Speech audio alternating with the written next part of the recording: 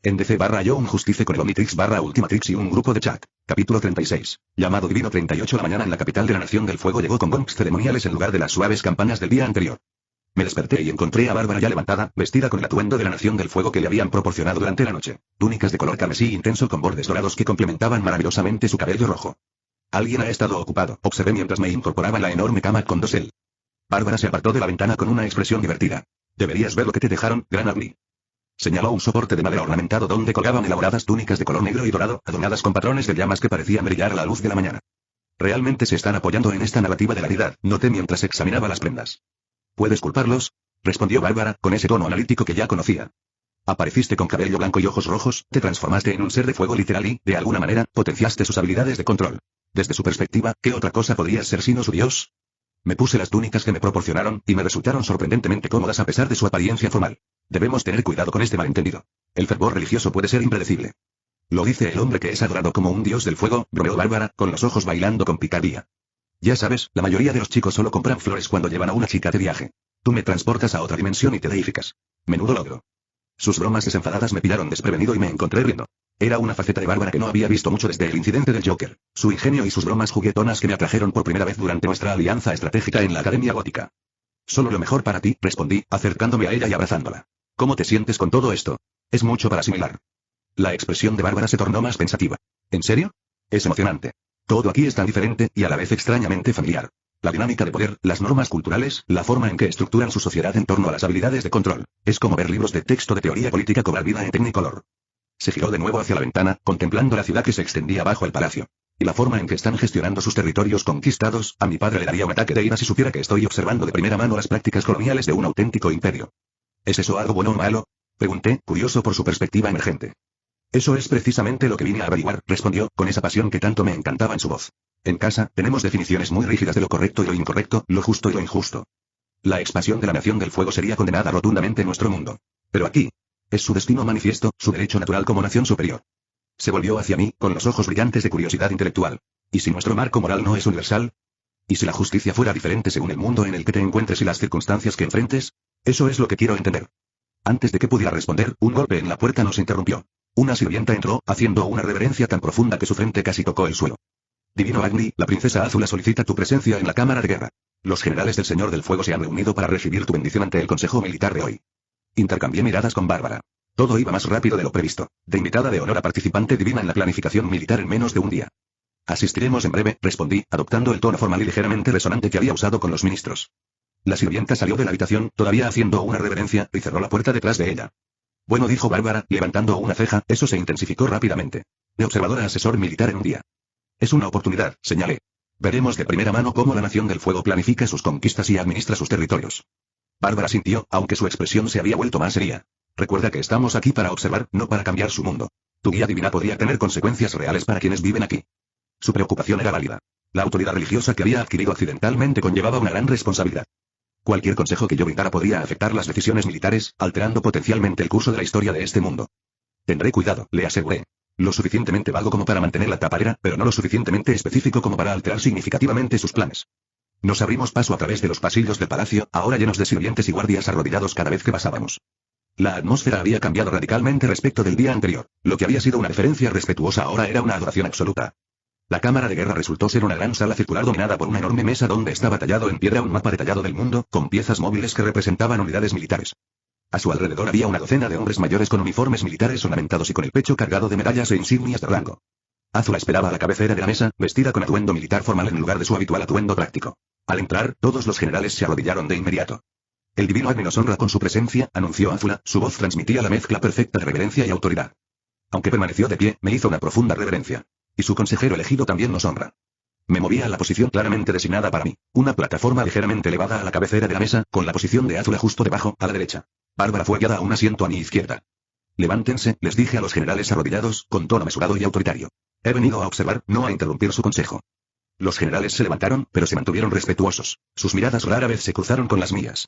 Un general anciano, con una insignia particularmente elaborada, dio un paso al frente. Gran Agni, soy el general Bujin, asesor militar principal del Señor del Fuego Ozai. Buscamos tu guía divina mientras planificamos la siguiente fase de la expansión destinada a la Nación del Fuego. Asentí solemnemente, estudiando el mapa que teníamos delante. Los territorios de la Nación del Fuego estaban marcados en rojo y abarcaban casi la mitad del mundo conocido. El recientemente conquistado Basin se fue resaltado con un matador de llama dorado. Muéstrame tus estrategias actuales, les pedí, curioso por ver sus planes sin mi participación. El general Bujin señaló varios puntos en el mapa, explicando su enfoque de 3 frentes para asegurar los territorios restantes del Reino Tierra. Su estrategia fue despiadadamente eficiente: cortar las líneas de suministro, aislar los focos de resistencia y desmantelar sistemáticamente el liderazgo de la oposición. A lo largo de su explicación, noté que Bárbara tomaba notas mentales, sin que sus agudos ojos se perdieran nada. De vez en cuando me miraba, evaluando mi reacción ante tácticas particularmente agresivas. ¿Y la población civil de estas regiones?, preguntó Bárbara de repente, con voz tranquila pero directa. ¿Qué medidas se les han dado durante estas operaciones? Los generales parecieron sorprendidos, tanto por su pregunta como por el simple hecho de que hubiera hablado. Me miraron, sin saber bien cómo responder a la pregunta de mi compañero. Contéstale, dije simplemente. Bárbara Gordon habla con mi autoridad. El general Bujin se aclaró la garganta. La población civil tiene la oportunidad de jurar lealtad a la Nación del Fuego. Quienes lo hacen están protegidos e integrados a nuestros sistemas. Quienes se resisten, su voz se fue apagando, con una insinuación clara. Quedan eliminados, concluyó Bárbara rotundamente. Así es la guerra, declaró otro general a la defensiva. Quienes se oponen al destino manifiesto de la Nación del Fuego eligen su destino. Pude ver cómo Bárbara apretaba ligeramente la mandíbula, la única señal visible de su reacción emocional. Sin embargo, su voz se mantuvo analítica al volver a hablar. ¿Y qué pasa con quienes no se resisten ni apoyan activamente? ¿Los campesinos, los comerciantes, los niños? ¿Qué sistema existe para protegerlos durante las operaciones militares? Los generales intercambiaron miradas incómodas. Era evidente que las bajas civiles se consideraban un coste aceptable en sus cálculos. Azula intervino con naturalidad. Quizás esto resalte un aspecto de nuestra administración que podría mejorarse. La Nación del Fuego no busca destruir, sino elevar a todos los pueblos bajo nuestra guía superior. Las pérdidas civiles innecesarias representan un desperdicio de recursos. Su planteamiento era fríamente pragmático más que moral, pero redirigió la conversación de manera efectiva. Los generales comenzaron a discutir posibles modificaciones a su enfoque, no por compasión sino por eficiencia. A lo largo del concilio, mantuve mi papel de observador divino, ofreciendo ocasionalmente orientación críptica que podía interpretarse de múltiples maneras. Bárbara continuó haciendo preguntas directas sobre la gobernanza, la integración y la justicia en los territorios conquistados. Lo más fascinante fue ver cómo Azula navegaba entre el pragmatismo militar y la nueva autoridad religiosa que yo representaba. Ella utilizó hábilmente mi presencia para promover su propia agenda, enmarcando sus propuestas como interpretaciones de mi voluntad divina. Al concluir el consejo, los generales se marcharon con nuevas órdenes y una sensación de bendición divina para sus campañas. Al cerrarse las puertas tras ellos, el porte formal de Azula se relajó ligeramente. Eso fue revelador, dijo, observándome con renovado interés. Tu acompañante hace preguntas inesperadas. Bárbara tiene una visión única del gobierno y la justicia, respondí. Su perspectiva es valiosa. Claramente, asintió Azula, aunque sus ojos sugerían que estaba reevaluando el papel de Bárbara. Tu intervención ya ha cambiado nuestro enfoque militar. El general Bujin rara vez reconsidera sus estrategias, pero hoy partió con nuevas órdenes específicamente diseñadas para minimizar las perturbaciones civiles. ¿Hay algún problema?, preguntó Bárbara directamente, mirando a Azula sin deferencia. Un destello de sorpresa cruzó el rostro de Azula antes de que recuperara la compostura. Para nada. La eficiencia en la conquista y la administración sirve a los intereses de la Nación del Fuego. La destrucción innecesaria crea resistencia y desperdicia recursos potenciales. Recursos, repitió Bárbara con tono neutral, pero mirada penetrante. ¿Te refieres a personas? Personas, infraestructura, conocimiento cultural. Todos recursos que deben aprovecharse para la gloria de la Nación del Fuego, confirmó Azula sin dudarlo. ¿No es así como vuestras visiones del mundo conquistaron territorios? Nuestro mundo tiene una historia compleja de conquistas y colonizaciones, respondió Bárbara con cautela. Existen diferentes perspectivas sobre si tales acciones pueden ser justas. Azula levantó ligeramente una ceja. ¿Y tu perspectiva, Bárbara Gordon? ¿Crees que la conquista puede ser justa? Observé a Bárbara abordar esta delicada cuestión y me impresionó su cuidadosa reflexión antes de responder. Creo que la justicia no es un punto fijo, sino un proceso, dijo finalmente. Una misma acción puede ser justa o injusta según su contexto, su ejecución y sus resultados. La conquista que aporta una mejora genuina a la vida de las personas puede justificarse de manera diferente a la conquista que tiene como objetivo la mera expansión territorial. Una filosofía interesante, reflexionó Azula. Y notablemente alineada con mi visión del mandato divino de la Nación del Fuego. Llevamos progreso, tecnología y un gobierno superior a los pueblos primitivos. Sus vidas mejoran bajo nuestro gobierno, incluso si al principio se resisten al cambio. Ni Bárbara ni yo pasamos por alto los paralelismos con las justificaciones coloniales en la historia de nuestro propio mundo, pero ese era precisamente el tipo de complejidad moral que ella había llegado a explorar. Quizás te gustaría ver cómo esta filosofía se manifiesta en la práctica, sugirió Azula. Mañana realizaré una inspección de los territorios recientemente integrados. Podrías acompañarme y observar de primera mano cómo la Nación del Fuego administra sus conquistas. Apreciaríamos esa oportunidad, respondí antes de que Bárbara pudiera responder, viendo el valor de la observación directa. Azula asintió, aparentemente complácida. Excelente. Sin embargo, hoy hay otro asunto que requiere atención divina. Los sabios del fuego han solicitado una audiencia. Están muy ansiosos por confirmar tu identidad mediante sus antiguos rituales. Esta fue una complicación inesperada. Las autoridades religiosas podrían tener expectativas más específicas de su deidad que los líderes políticos. ¿Qué tipo de rituales?, pregunté con cautela. Nada invasivo, me aseguró Azula. Principalmente ceremonial. El gran sabio presentará la llama sagrada y se te pedirá que demuestres tu conexión con ella. Dadas tus habilidades, no preveo ninguna dificultad. Miró a Bárbara. También han mostrado interés en el papel de tu compañera. En nuestras tradiciones, las consortes elegidas por Agni tienen un significado ceremonial específico. ¿Consorte? Repitió Bárbara, arqueando las cejas. Un término de gran honor, aclaró Azula con suavidad. Denota un compañero divino que comparte la sabiduría y el poder de Agni. Pude ver a Bárbara procesando esta nueva dimensión de nuestra historia de portada, su mente analítica ya adaptándose a las implicaciones. Si escuchas este canal que no sea Novelas New 2.0, significa que bajaron el vídeo de la novela, y lo subieron sin ningún esfuerzo. ¿Cuándo está programada esta audiencia? Pregunté. Esta tarde, en el Templo Real, respondió Azula. Hasta entonces, puedes explorar los jardines del palacio. Los jardines son especialmente hermosos en esta época del año. Después de que Azula se fue, Bárbara se volvió hacia mí con una mezcla de diversión y preocupación en su expresión. Consorte, Mi título ceremonial acaba de recibir una mejora significativa. ¿Te sientes cómoda con ese puesto? Pregunté, genuinamente preocupada por cómo se sentía ella con este cambio. Bárbara consideró la pregunta seriamente. Profesionalmente, es fascinante. Una ventana directa a cómo se entrelazan la autoridad religiosa y política en su cultura. Personalmente, se encogió de hombros, con una pequeña sonrisa en sus labios. No es muy diferente a cómo ya me tratas. ¿Qué quieres decir? Pregunté, curioso por su percepción. La posesividad, el instinto protector, la forma en que siempre te aseguras de que todos sepan que soy tuya, explicó, con un tono más observacional que crítico. De alguna manera, Consorte Divino simplemente formaliza lo que ya es cierto entre nosotros. Su percepción era notablemente precisa, aunque todavía no entendía la profundidad total de mi naturaleza posesiva ni mis intenciones a largo plazo. Por ahora, su aceptación de este aspecto de nuestra relación fue suficiente. Entonces, exploremos esos jardines que mencionó Azula, sugerí. Tenemos unas horas antes de tener que convencer a los sabios del fuego de nuestra condición divina. Los jardines del palacio demostraron ser un estudio de belleza controlada. Cada planta, roca y elemento acuático estaba colocado con precisión para crear una impresión de armonía natural que era todo menos natural. Los lirios de fuego florecían formando patrones geométricos, e incluso los patos tortuga del estanque parecían nadar en formación ordenada. Es hermoso, observó Bárbara mientras caminábamos por un sendero de piedra, pero de una forma tan reglamentada. Aquí todo se trata de control, ¿no? Incluso su concepto de belleza. La nación del fuego valora el orden y la precisión, coincidí. Toda su sociedad se estructura en torno a la jerarquía y el control. Y aún así, adoran el fuego, el elemento más caótico e impredecible, comentó Bárbara pensativa. Hay una contradicción interesante ahí. Mientras continuamos a través de los jardines, noté cómo los sirvientes y los jardineros caían de rodillas cuando pasábamos, con sus frentes tocando el suelo en completa sumisión. El estatus divino que ayer parecía ventajoso se estaba volviendo cada vez más incómodo. ¿Te tienen miedo?, observó Bárbara en voz baja. No solo reverencia, sino miedo de verdad. El miedo y la adoración suelen ir de la mano, respondí en voz baja. Sobre todo con deidades asociadas con poder destructivo. Bárbara sintió con expresión preocupada. Empiezo a entender por qué te preocupaba este malentendido. Ser visto como un dios conlleva un peso que va más allá de la influencia política. Encontramos un lugar apartado cerca de una pequeña cascada, lo suficientemente lejos de cualquier observador para poder hablar libremente. Bárbara estaba sentada en un banco de piedra ornamentado, su túnica carmesí se extendía a su alrededor como un charco de sangre contra la piedra oscura. Hasta ahora, hemos visto su planificación militar y su enfoque en los territorios conquistados, dijo, entrando en modo análisis. ¿Cuál es tu impresión? Despiadadamente eficientes, respondí con sinceridad. Su estrategia de conquista es sólida desde una perspectiva puramente militar, aunque su desprecio por el bienestar de los civiles es preocupante. Más que preocupante, dijo Bárbara, con un destello de ira en los ojos. Hablan de las personas como si fueran muebles que hay que reorganizar. Recursos que hay que aprovechar. Es deshumanizante. Y, sin embargo, señalé, Azula se adaptó de inmediato cuando usted planteó sus preocupaciones, no por compasión, sino porque reconoció el valor pragmático de minimizar las bajas civiles. Bárbara sintió lentamente. Eso es lo que lo hace tan complejo. En nuestro mundo, condenaríamos su conquista rotundamente como imperialismo inmoral, pero aquí, trabajando dentro de su sistema de valores, podría tener un mayor impacto al enmarcar las preocupaciones humanitarias en términos de eficiencia y gestión de recursos. Exactamente, asentí. Diferentes marcos morales requieren enfoques diferentes para lograr resultados similares. Esto me lleva de nuevo a mis preguntas originales sobre la justicia, continuó Bárbara, con evidente pasión por el tema. Si puedo lograr un mejor trato para los civiles trabajando dentro de un sistema con el que estoy fundamentalmente en desacuerdo, en lugar de condenarlo rotundamente, ¿qué dice eso sobre las posturas morales absolutas? Antes de que pudiera responder, un sirviente apareció en el sendero del jardín, haciendo una profunda reverencia.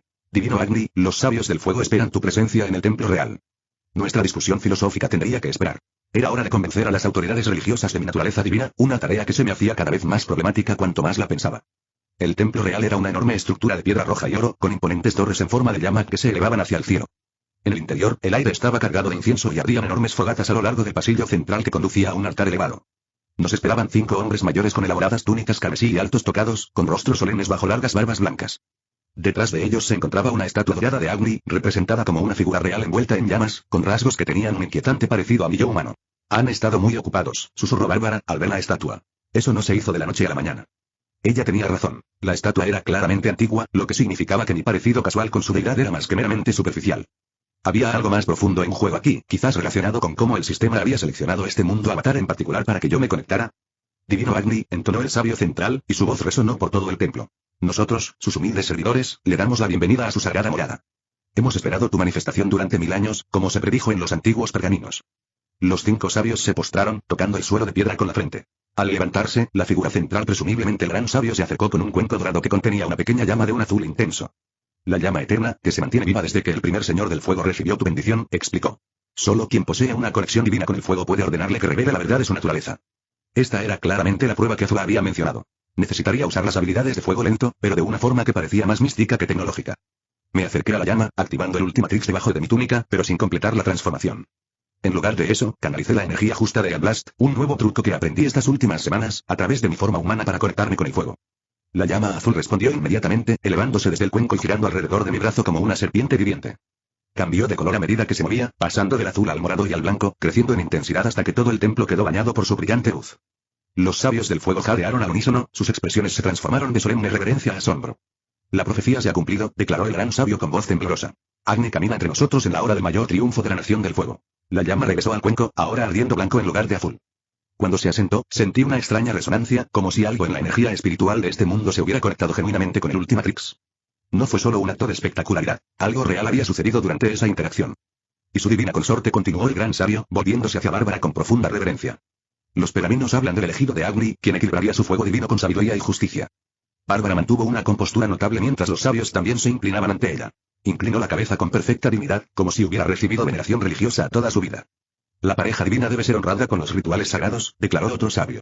La bendición de la unión debe realizarse para asegurar que el favor de Agni siga fortaleciendo el control de nuestra nación. ¿Bendición de la unión? Pregunté, presintiendo una posible complicación. La antigua ceremonia que une a Agni con su consorte, explicó el gran sabio. No se ha realizado en 1000 años, pero los textos preservan los rituales. Se llevará a cabo en la noche de luna llena, dentro de 3 días. Bárbara y yo intercambiamos miradas.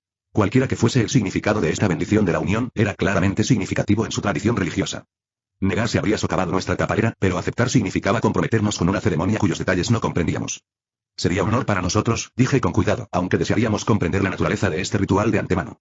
El gran sabio asintió profundamente. Por supuesto, divino. Los pergaminos sagrados serán llevados a tus aposentos para que los revises. La ceremonia celebra la unión del poder del fuego con la guía de la sabiduría, un equilibrio que trae armonía al mundo.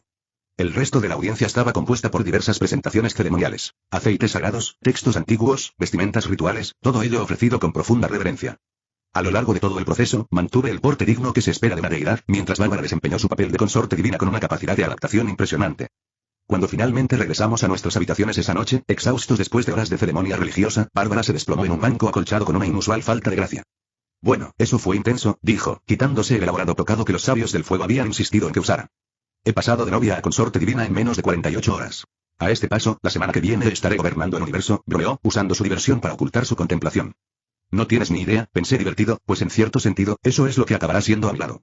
Los sabios del fuego creen plenamente en nosotros, observé, quitándome mis vestimentas ceremoniales. Más que los generales o incluso Azula. Su fe es absoluta. Eso es lo que hace que esto sea tan incómodo, respondió Bárbara, poniéndose seria.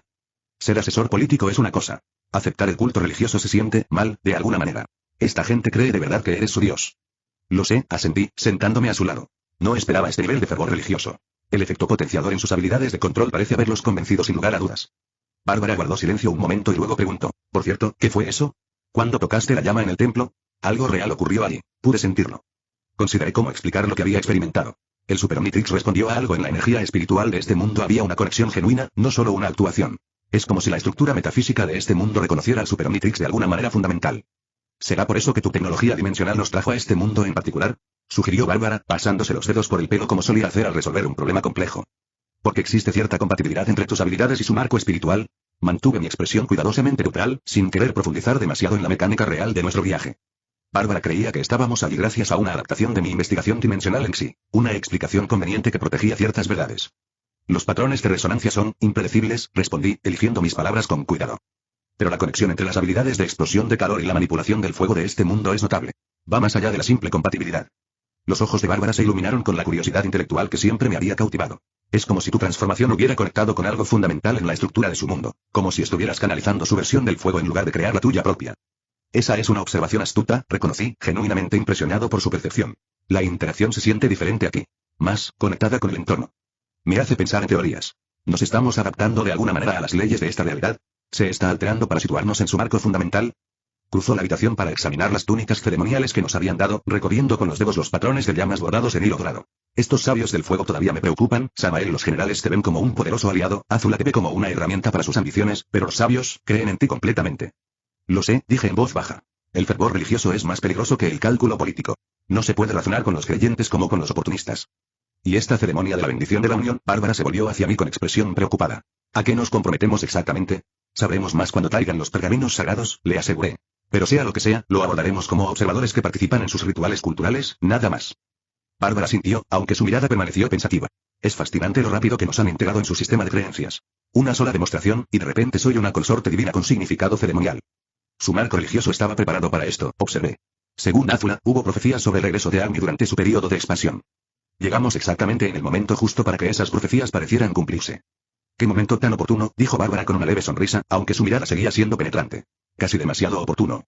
Me acerqué a ella junto a la ventana, desde donde se extendía la ciudad capital debajo de nosotros, ahora iluminada por miles de linternas contra el cielo nocturno.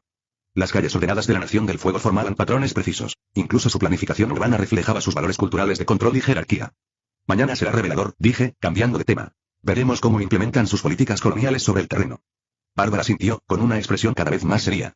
Eso es lo que realmente vine a entender, no solo cómo justifican sus acciones, sino cómo esas justificaciones se traducen en un impacto real en la vida de las personas. Le puse la mano en el hombro, sintiendo la familiar oleada de protección. Recuerda, estamos aquí para observar, no para intervenir. Este mundo tiene su propio camino. Lo sé, respondió, inclinándose ligeramente ante mi tacto. Pero la observación en sí misma puede cambiar las cosas. Ya lo vimos con el Consejo Militar. Con solo hacer preguntas, cambié su enfoque hacia la población civil. Un pequeño cambio en su marco actual, señalé. No un desafío fundamental a su visión del mundo. Bárbara se giró para mirarme de frente. Sus ojos verdes reflejaban la luz de la lámpara. Quizás ese sea el cambio más efectivo. Trabajar dentro de la lógica del sistema para guiarlo hacia mejores resultados. Las implicaciones filosóficas no se me escaparon.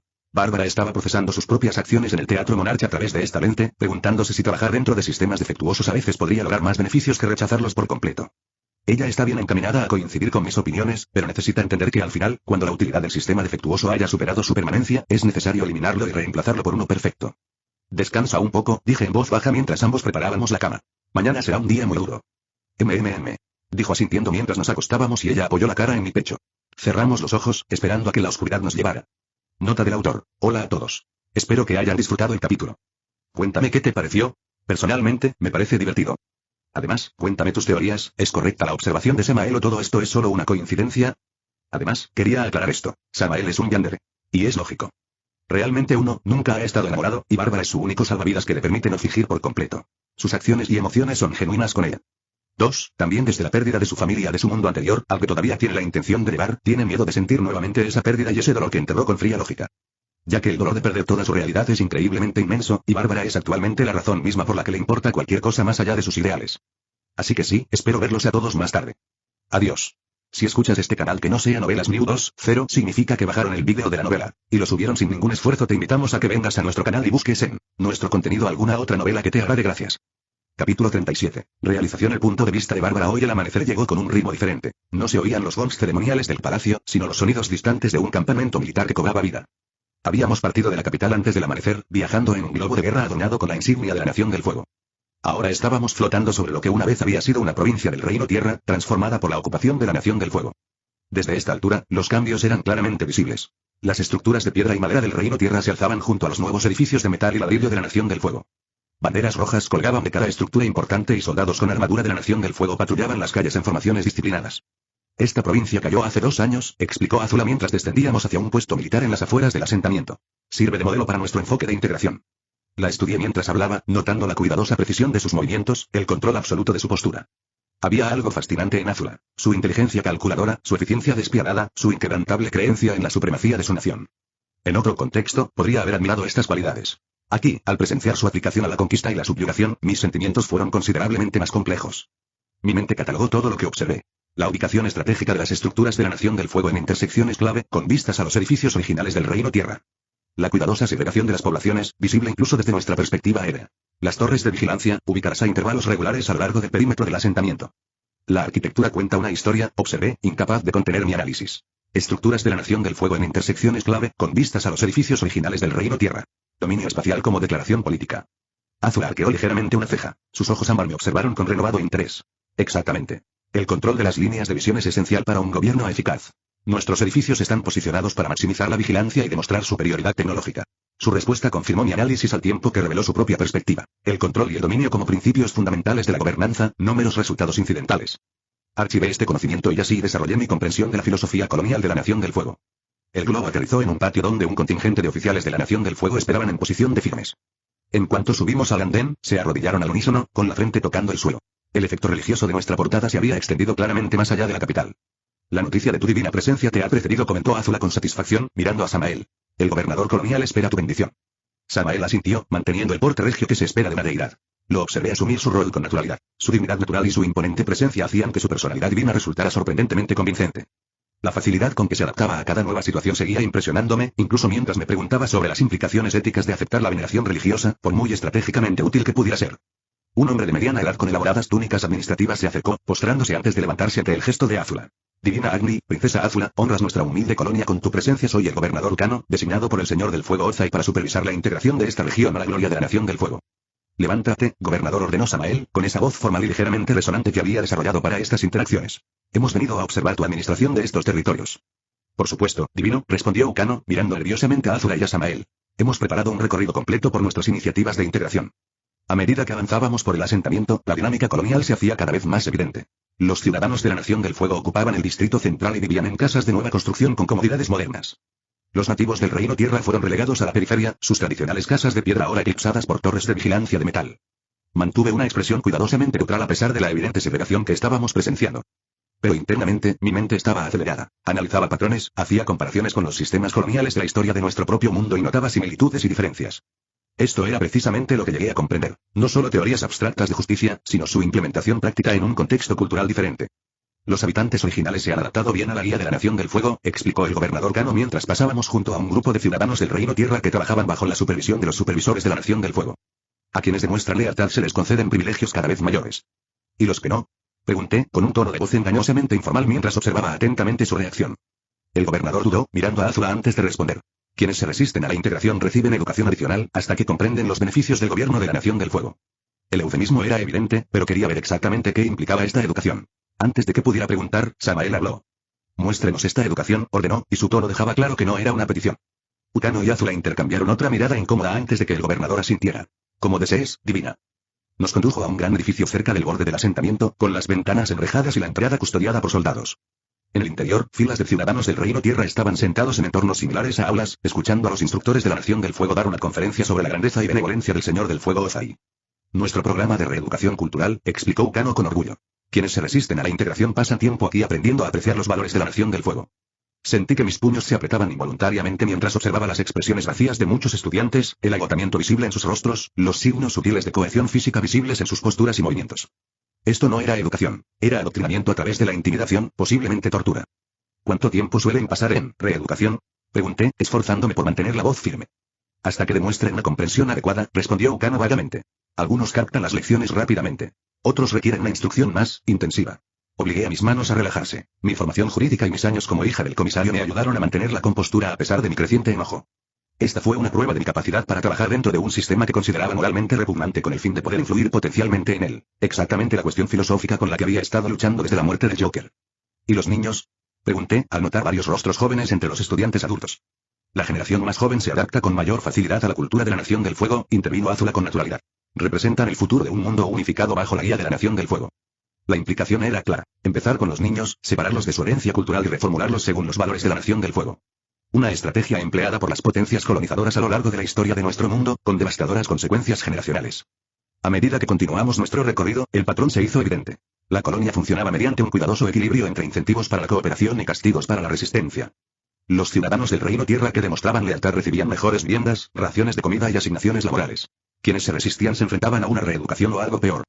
Nuestro mayor éxito ha sido la integración económica, explicó Ukano mientras caminábamos por un mercado donde los comerciantes del Reino Tierra vendían sus productos bajo la supervisión de la Nación del Fuego.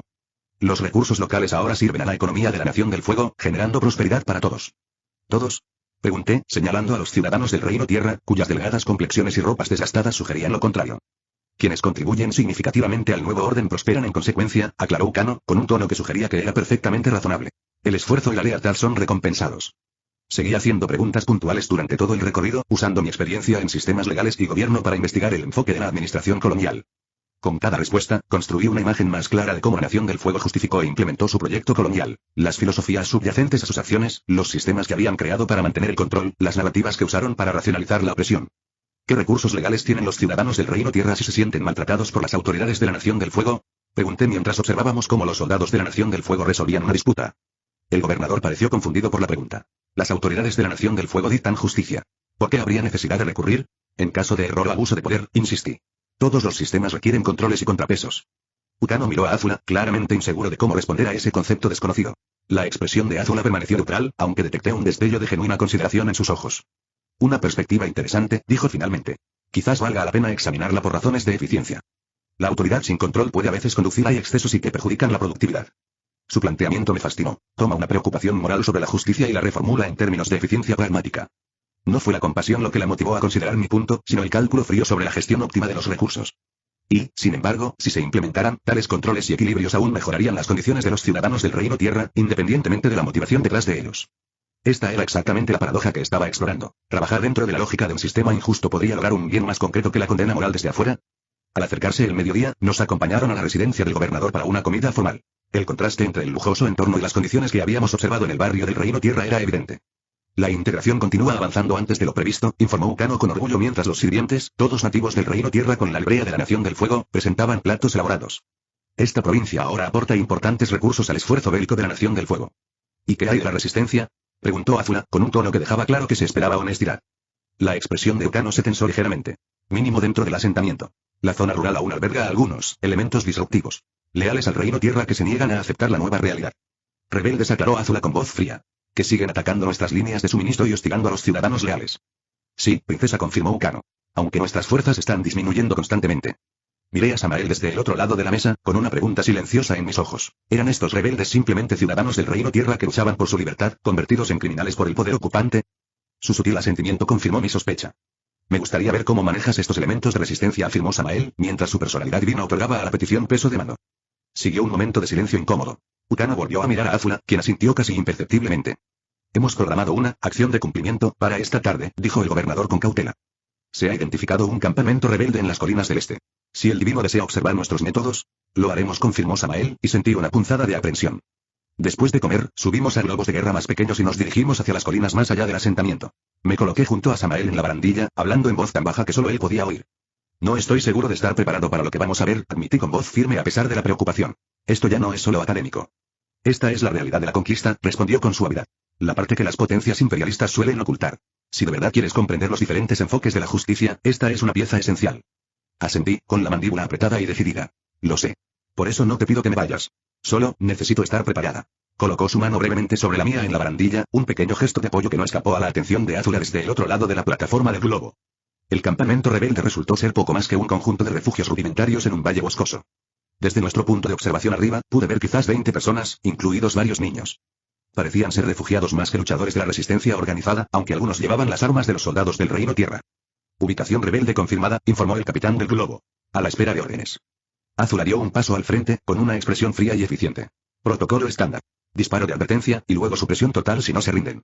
Una bola de fuego fue lanzada desde la plataforma delantera del globo y explotó en el aire sobre el campamento.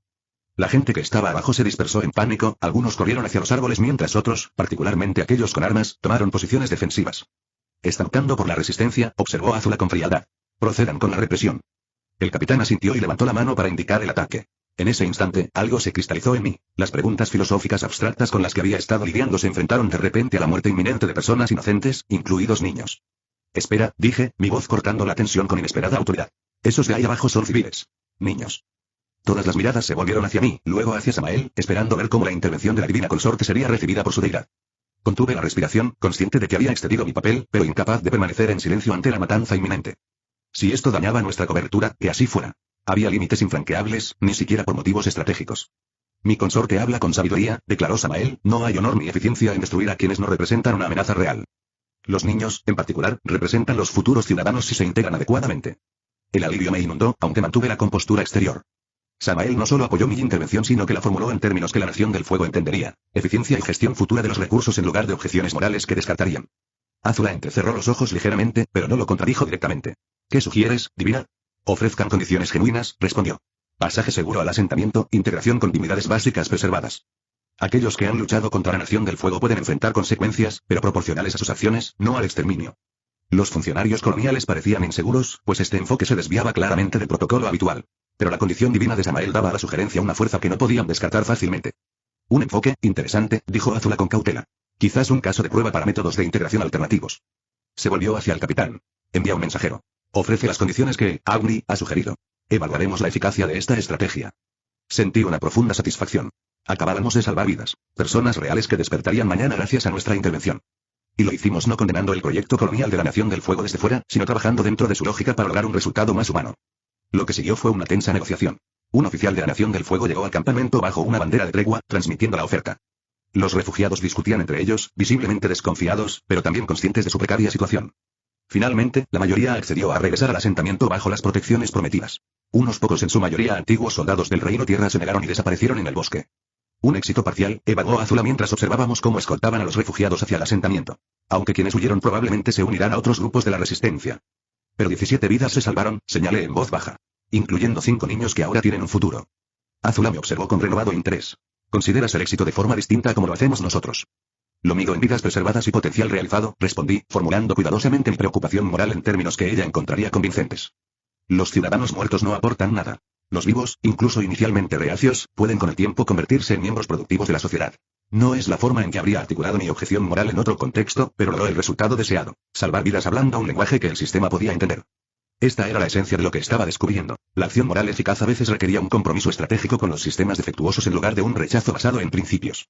Cuando regresamos al asentamiento, noté que Azula me observaba con creciente cálculo. La princesa claramente me estaba reevaluando, reconociendo una mente que coincidía con la suya en pensamiento estratégico, si bien no en marco moral. Tu compañera tiene perspectivas inusuales para alguien del mundo espiritual, la oí decirle a Samael cuando conversé brevemente con el gobernador Cano. Su comprensión del gobierno práctico es sofisticada.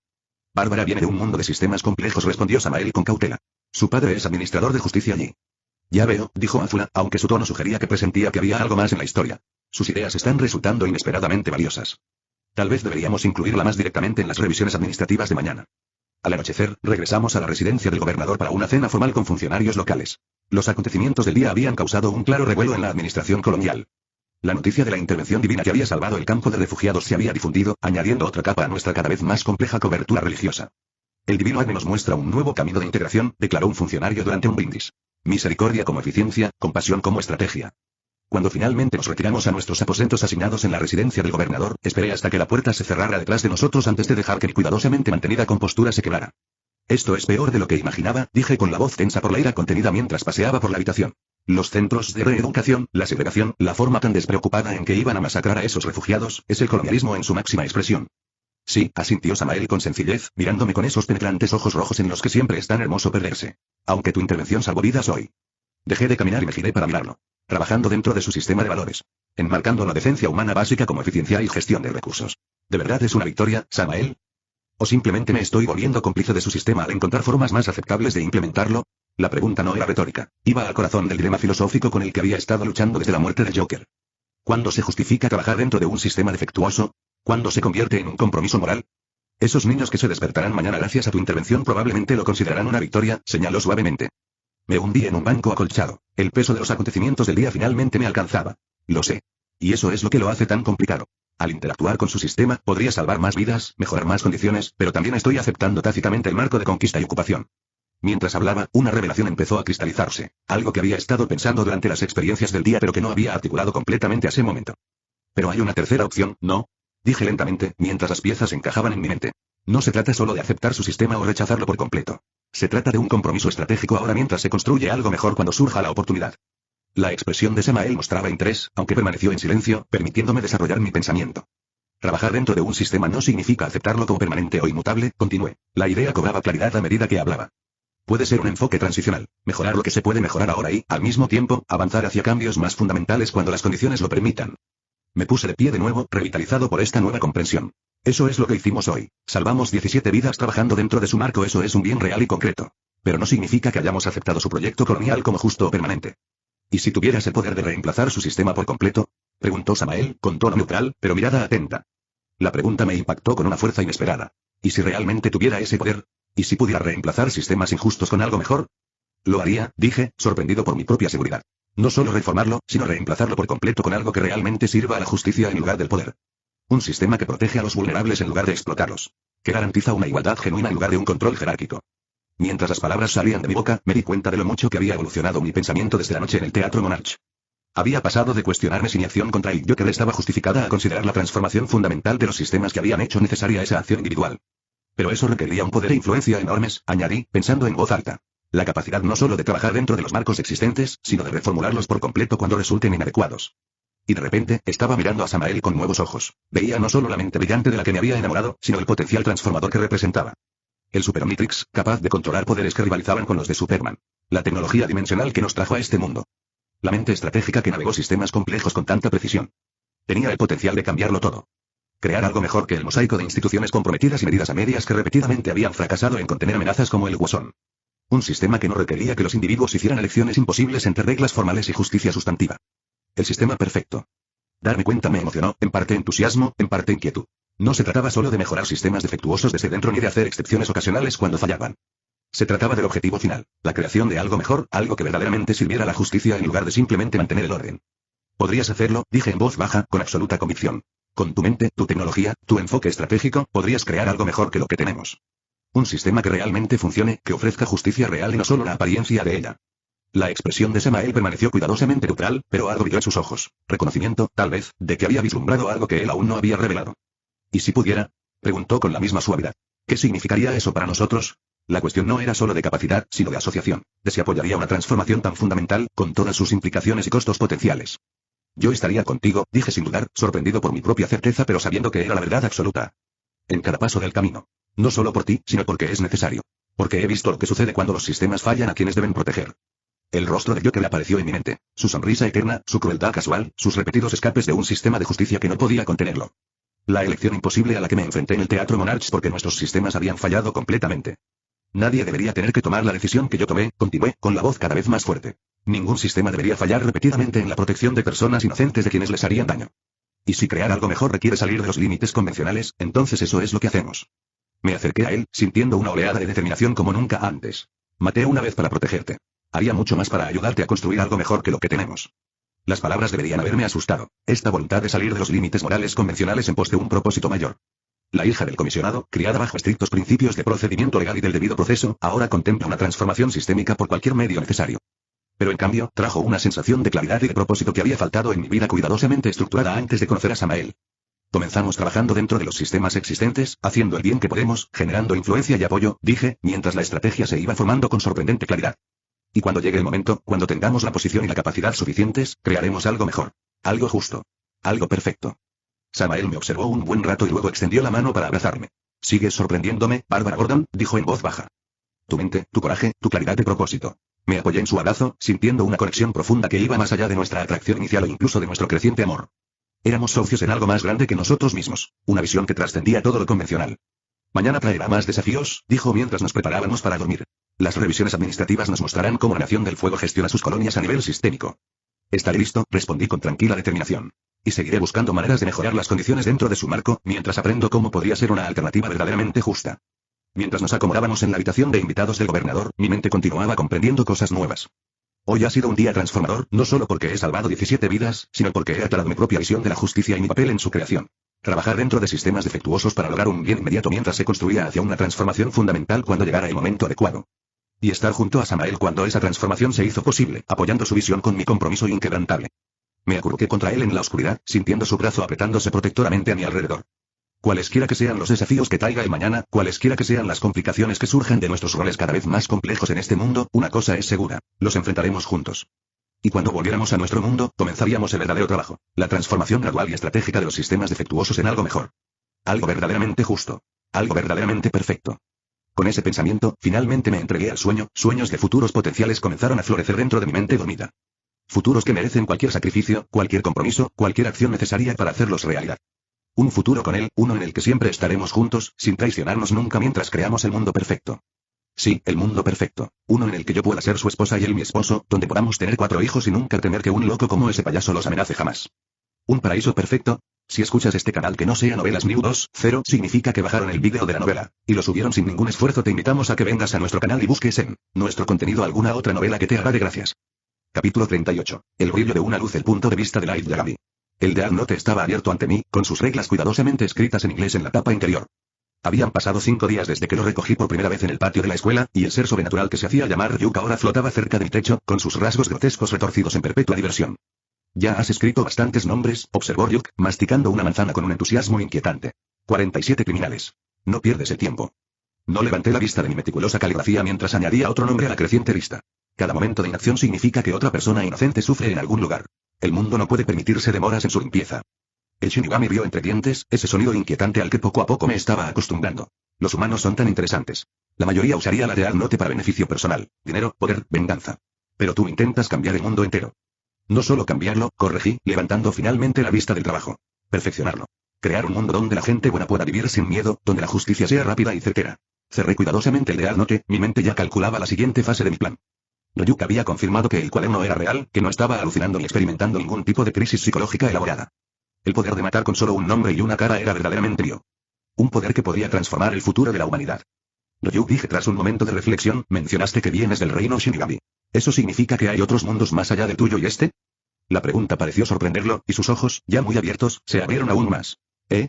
¿Por qué preguntas algo así? Mantuve una actitud despreocupada, encogiéndome ligeramente de hombros. Simple curiosidad. Si los Shinigamis existen, parece lógico que otros reinos también existan. La concepción humana de la realidad podría ser mucho más limitada de lo que creemos. Ryuk flotó hacia abajo desde el techo, colgando boca abajo en el aire mientras me estudiaba con renovado interés. Eres diferente a otros humanos que han usado la Death Note. La mayoría no piensa en el panorama general de esa manera. Se enderezó y aterrizó en mi cama con una ligereza sorprendente para su corpulencia. Sí, hay otros reinos. El reino Shinigami no es el único más allá del mundo humano. Pero la mayoría de los humanos nunca aprenden sobre ellos, y los Shinigami rara vez se molestan en visitar algún lugar excepto aquí. Asentí, teniendo cuidado de no mostrar excesivo interés. Esto confirmó lo que ya había empezado a sospechar a través de mis conexiones con el sistema de observación universal. La realidad era mucho más compleja de lo que la mayoría de los humanos entendían. ¿Es posible viajar entre estos reinos para seres que no sean Shinigami? Pregunté, manteniendo un tono académico en lugar de ansioso. Técnicamente, sí, respondió Ryuk, tomando otra manzana del cuenco que tenía guardado para él. Pero es complicado. Hay reglas, barreras. Cada reino tiene leyes físicas diferentes, formas de existir diferentes. La mayoría de los seres no pueden sobrevivir al cruzar sin protección o habilidades especiales.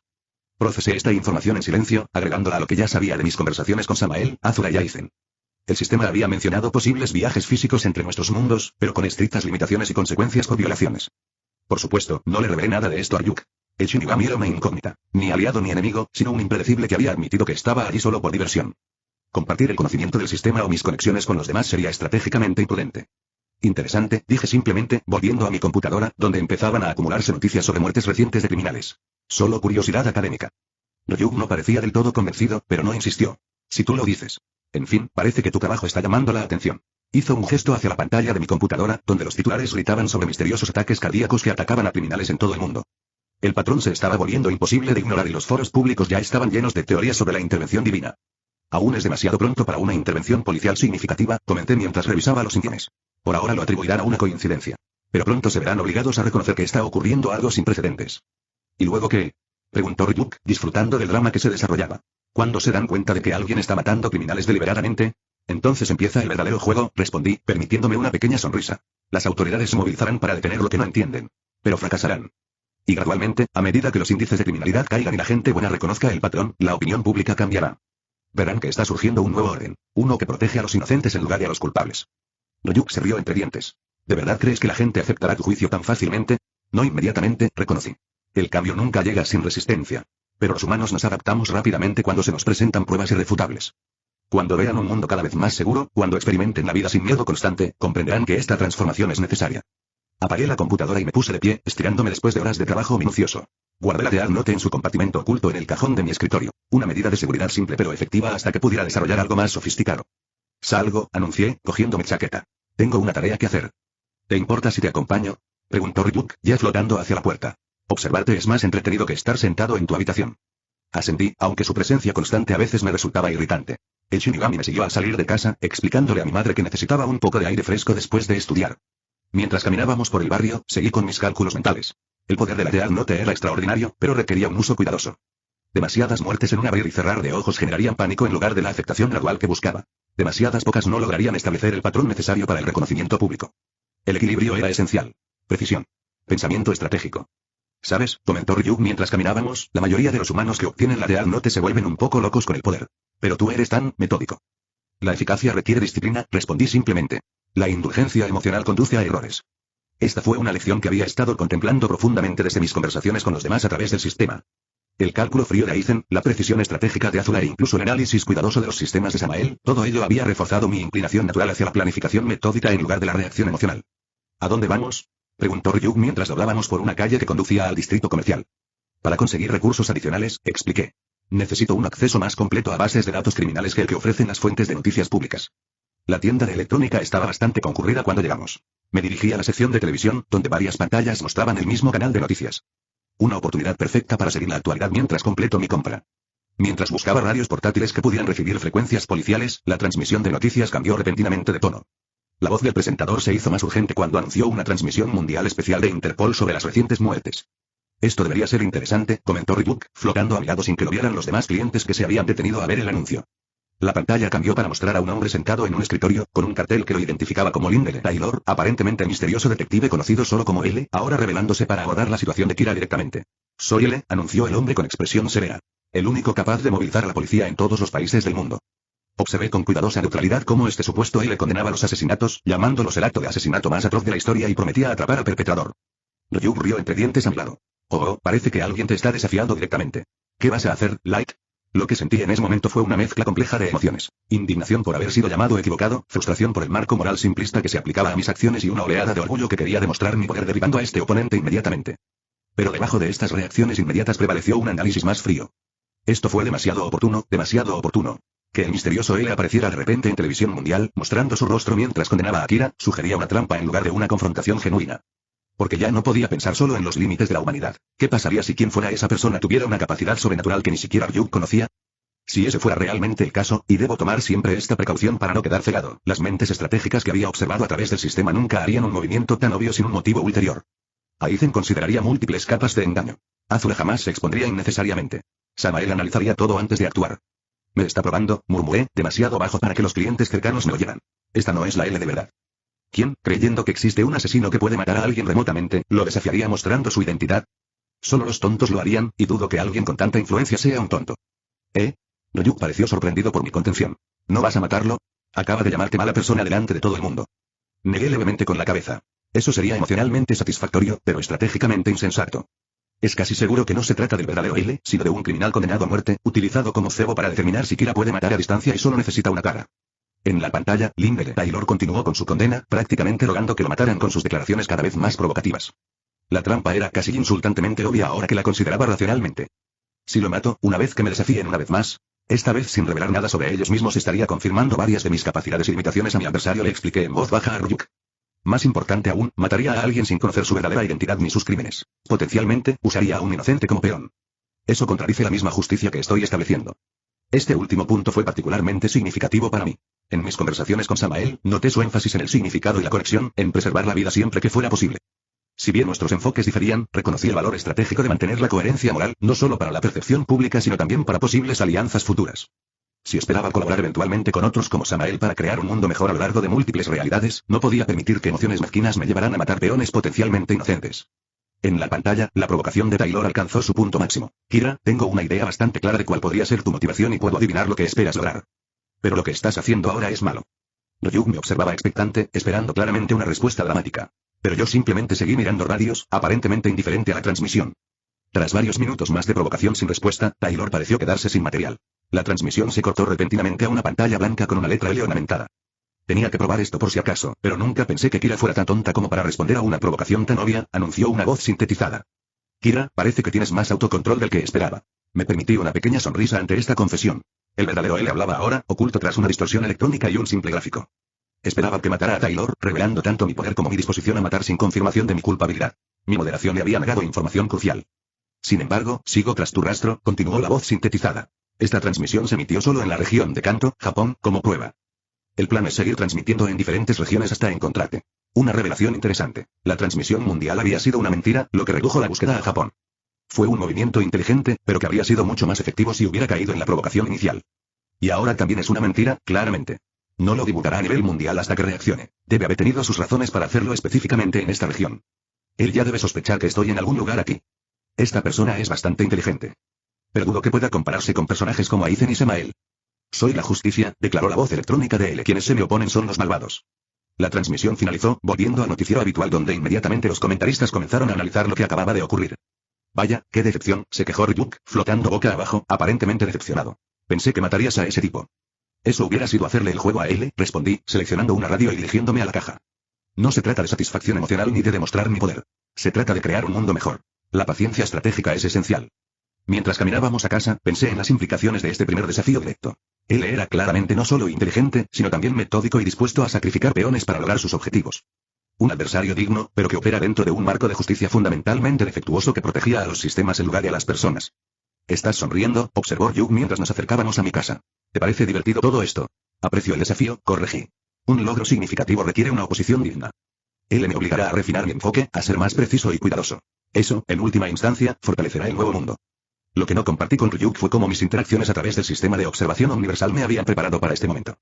Observar a esos tres me dio perspectivas que de otra manera me habrían faltado. Sin esas ideas, podría haber reaccionado emocionalmente a la provocación de L, matando a Taylor en una demostración de poder que habría revelado información crucial a mi adversario. En cambio, mantuve la disciplina estratégica, negándole a L su primera victoria. Cuando entré a mi habitación y aseguré la puerta, saqué la Real Note de su escondite. El poder que representaba seguía embriagándome, aún tentándome a exhibiciones grandiosas en lugar de a un progreso metódico. Pero no sucumbiría a esa tentación. La creación de un mundo perfecto requiere un juicio perfecto, murmuré, abriendo el cuaderno por una página en blanco. No es ceguera emocional. La emoción tiene su lugar, pero uno nunca debe dejarse controlar por ella. No, esto será una implementación estratégica de la justicia. Comencé a escribir nuevos nombres. Criminales cuidadosamente seleccionados cuya culpabilidad estaba minuciosamente documentada, cuyas muertes continuarían estableciendo el patrón sin revelar mi ubicación. Él le había dado el primer paso en nuestro juego. Yo había logrado evitar su trampa. Ahora comenzaría la verdadera contienda, una batalla de intelecto y voluntad que determinaría el futuro de la humanidad. Y quizás, eventualmente, el futuro de otros mundos también. La idea de expandir la verdadera justicia más allá de esta única realidad siguió siendo mi máxima aspiración, una que mantuve en privado incluso ante Ryuk. Los Shinigami solo vieron mis acciones inmediatas, no la visión más amplia que las impulsaba. Una visión de justicia perfecta que se extiende a través de múltiples mundos.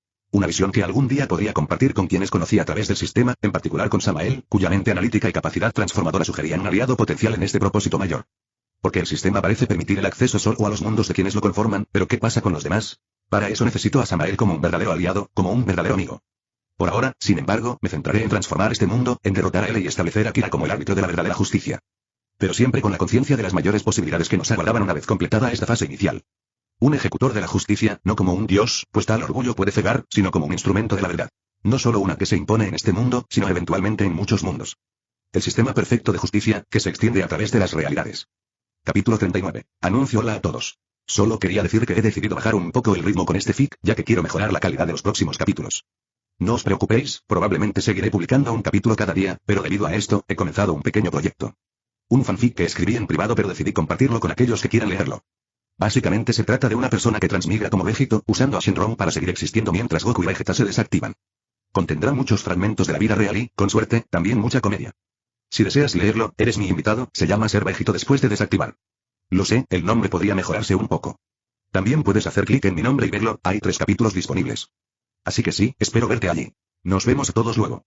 Adiós.